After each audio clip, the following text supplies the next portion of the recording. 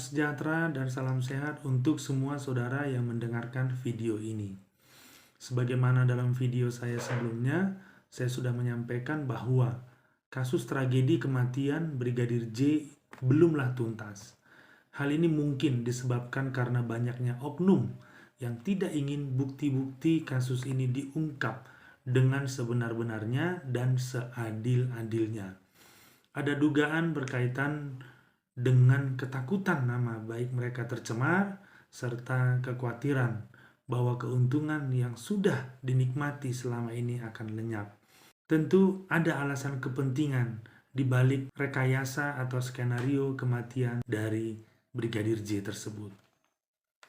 Ada pepatah yang mengatakan lebih baik terlambat daripada tidak sama sekali. Pepatah ini mungkin telah jutaan kali memberikan semangat baru kepada orang-orang yang sedang berjuang dengan gigih untuk mencapai, memperoleh apa yang mereka inginkan. Namun sepertinya tidak bagi seorang jenderal bintang 2 yang bernama Ferdy Sambo ini. Kasus yang menjeratnya telah membuat dirinya hancur berkeping-keping, dan tidak hanya itu saja, ia juga telah menyeret ada banyak orang-orang yang berada di dekatnya untuk ikut menuai badai karena telah menabur angin.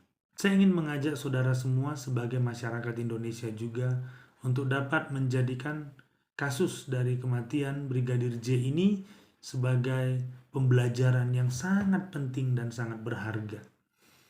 Selain kita bisa mengharapkan kebenaran dan keadilan hukum ditegakkan di Indonesia ini, kita juga dapat belajar bagaimana memaknai hidup sebagai manusia ciptaan Tuhan dalam berhubungan dengan manusia lainnya. Sehubungan dengan hal tersebut, saya ingin mengajak kita untuk merenungkan kebenaran yang terdapat dalam Amsal 22 ayat 1. Nama baik lebih berharga daripada kekayaan besar, dikasihi orang lebih baik daripada perak dan emas. Kebenaran dari firman Tuhan ini sangat berkorelasi dalam kasus almarhum Brigadir J ini. Apalah artinya seorang memiliki kekayaan dalam jumlah yang besar seperti rumah, uang, dan lain-lain jika pada akhirnya orang tersebut tidak dapat menikmati hidupnya? Apalah artinya seorang memiliki jabatan yang tinggi jika pada akhirnya jabatan tersebut tidak membuat dia terhormat, baik di hadapan Tuhan maupun di hadapan manusia lainnya? Apalah gunanya memiliki banyak emas dan perak jika pada akhirnya kita tidak dikasihi orang lain, dan sebaliknya kita malah dikenal sebagai orang yang tercela dan orang yang terkutuk. Inilah akibat yang dialami oleh Ferdy Sambo dan beberapa orang lainnya. Nama besar Polri telah tercoreng, dan Polri telah menetapkan 5 tersangka utama dalam kasus ini, yakni Barada RE, Bribka RR, seorang supir KM, Irjen FS, dan istrinya Ibu PC, dengan peran mereka masing-masing.